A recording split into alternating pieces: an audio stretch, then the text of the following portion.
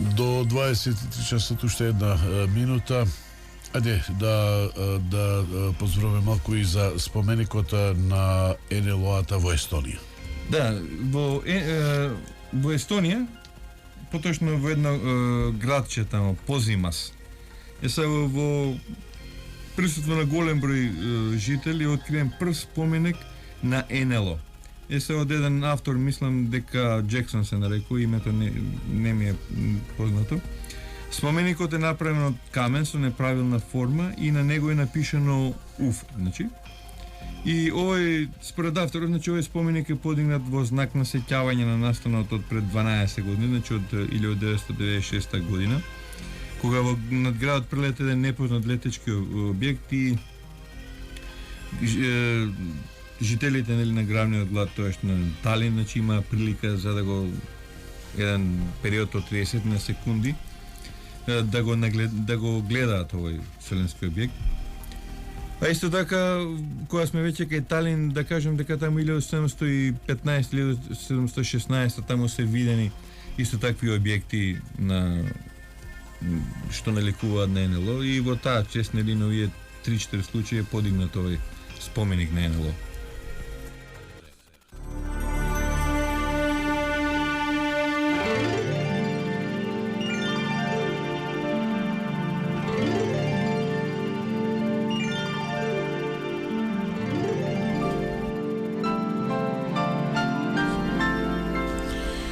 Добро, Зоране, спомнавме нешто за споменикот на НЛО во Естонија, за судирот на НЛО-то со МиГ-21. Не се малкумина оние што времиња на назад НЛО-то го поврзуваат и со смртта на Мерилин Монро. Да, Мерилин Монро, најпознатата, може да се каже, американска актерка, нели, која што така изненадно почина, мислам, 62 година дека беше.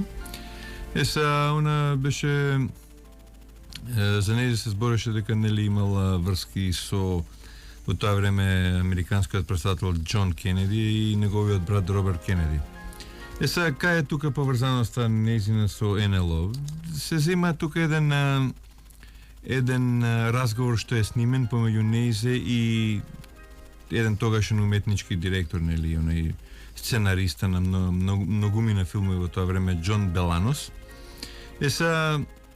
Нови разговор, мислам, што е снимен, таа на Џон Беланос му признава дека за неколку дена ќе одржи пресконференција на која што ќе изнесе во јавност за тоа се што знае околу урнатиот неидентификуван вселенски брод. И за тие телата што на Розвелт. Најверојатно. Не сеќам, Розвелт е 47 година, ова се работи некаде неколку дена пред низината смрт, значи во 1962 година. Тука се не знам, може да е за Розвелт, а може да е уште еден случај од 1957 година, кога исто така е соборен наводно некој летачки објект. Да. И во него имало некаква си цивилизација, значи некакви суштества, најверојатно таа информација не ја добива од Џон Кенеди. Меѓутоа, нели во сите тие работи има многу разни приказки, мислам, па и се шпекулира со оваа приказка, мислам, колку е таа висината. Дури во таа шпекулација се иде дека низината смрт заедно со смртта на Џон Кенеди наводно се исценирани, дека всушност они се живи, дека ден денеска се претпоставува дека она нели е најверојатно жива, и тоа као нејзин лик ја земаат нели една модна дизајнерка по име Мерилин Брук Колс, мислам дека она има доста сличности со нејзе, мислам и во формата на телото, нели и во самото однесување. Колку е во вистината со околу нејзе и Џон Кенеди, мислам, не знам, тука би важно дека еден се период останува има тамо еден период беше доста актуелно. Дури излегува и фотографии, мислам, што се однесува до тие вселенски суштества, мислам, наликуваа некаде во форма на човек, нели многу изменети онака,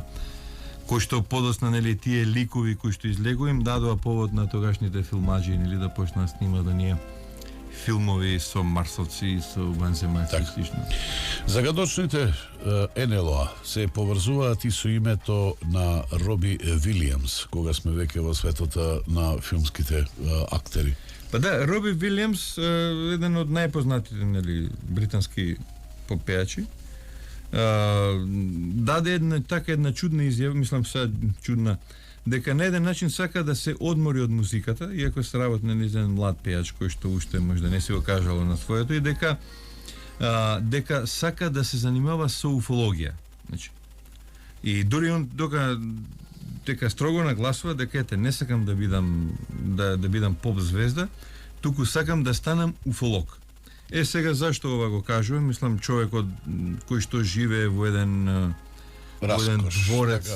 Па не, еден дворец кој што е некаде од околу 4,5 милиони на фунти енглески. Мислам има слика, има можност да видам слика да кај што живее. Мислам се работи стварно за еден дворец од бајките. Он во два случаја има видено, значи НЛО. И првата средба со малите зелени, значи он кој што ја нарекува и ја има како младо момче, нели, во Велика Британија, а доека втората средба се случила кога Вилијамс престојувал во еден хотел во Беверли Хилс и оттаму наблюдувал некое четвораголно тело, како што кажува, кое што се движи во низ космосот. Значи, тоа му дава повод, ете така он да почне да се, нели, да стане уфолог, да го напушти тој раскош и сега да се занимава со ова, мислам, наука. Поточно уфологијата, нели, не е наука, него ете со оваа појава. Така.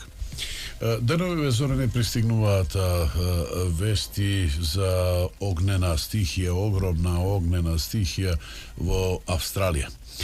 Пред доста години таква огнена стихија, таков пожар од широки размери се беше случил и во Италија. И во таа прилика италијаните за виновен за тие пожари ги прогласија токму НЛО-та. Па да, тоа беше минатата година кој италијанската влада, нели, така беше некоја си мала сензација, ги обвини во земјаните, нели, за чудните пожари што се јавуваат, нели, во едно село, мислам, Каронија, дека се вика селото во Северна Сицилија. Сега во земјаните биле одговорни за неколку необјасними пожари, значи во фрижидерите, телевизорите, на мобилните телефони во тоа село. Значи се вели во на соопштение владата што го издала. Ова селце е оддалечено некаде околу 60 на километри од, нели, најголемиот град во Сицилија, Палермо.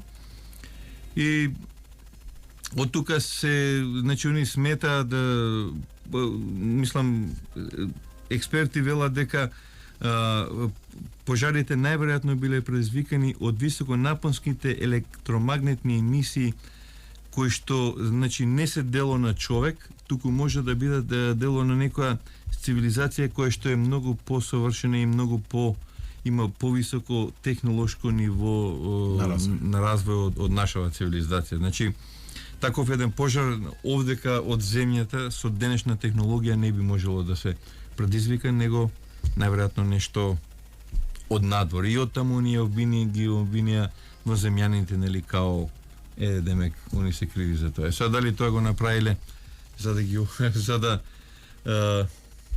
тоа како неосигурителни компании не им префрлат пари на луѓето или не знам. Мислам, меѓутоа така беше во јавноста дадено. А сега, Зоране, полека привршувајќи ја оваа наша средба и оваа наша сторија поврзана со НЛО објектите, да позбруваме и за оној Evergreen, би го нарекол, една тема која што никогаш нема да пресуши, а се поврзува со НЛО. Тоа се Бермудскиот триаголник и Атлантида. Да, па Бермудскиот триаголник се смета дека е таму наводно НЛО-то во испод морската површина, значи таму НЛО имало своји бази. И сега зашто се да објасниме нешто кратко за Бермудите. Бермудите се наоѓаат некаде на 1500 километри од од полуостровот Флорида во Соединетите Американски држави. Значи тој триаголник тука помеѓу Флорида, Бермуди, Бахамски острови и помеѓу Бермуди, Бахамски острови и Порто Рико, тоа се некаде 1500 км страни, ако ги издаеме, значи тој дел всушност е тука Бермудскиот триаголник. И се таму кога поминуваат наводно војни, кога поминуваат бродови и авиони, не сите, ама поедини бродови ги снемуваат, значи ги нема. Исчезнуваат. Значи вакви случаи. А уште поголем е бројот на оние летала или бродови кои што навистина имаат проблеми минувајќи по тој терен. Да, вакви случаи се забележени уште од 1918 година, значи има случај, па 47 авиони исчезнуваат, 48 година DC-3 авиони исчезнува со 32 патници, па после танкери, па 1950 година некој брод долги по 120 метри, па подморница, па исто транспортен авион со 33 патника, па хидроавион со 10 патника, па исчезнува еден шпионски авион У-122, значи не У-2, него У-122, значи преправен кон транспортен авион исчезнува. Па 1973 година еден германски брод со 20.000 тона опрема и заедно со 32 члена од екипажот снемува. Последниот нешто што снемало таму е јуни 1997 година, значи таму во тоа подрече ги снемува еден млад брачен пар. Значи најдени се, она што е интересно, најдено е таму јахтата на кој што они престојувале. Најдени се и во пепелјарата цигари од некој кој што пушел. Најдена е отворена книга. Најдени се други појави кои што наведуваат дека некој си бил тука.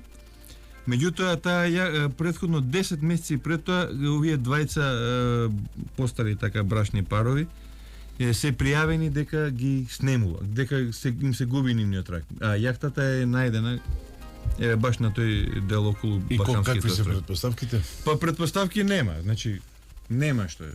Дури она што е било карактеристично е тоа дека цигарите, кои што се најдени нивни, биле купени пред неколку дена, на бандерола се постои како се произведени, а луѓето што ги снемало, кои што биле пријавени, кои исчезнати, тој брачен пар бил пред 10 месеци.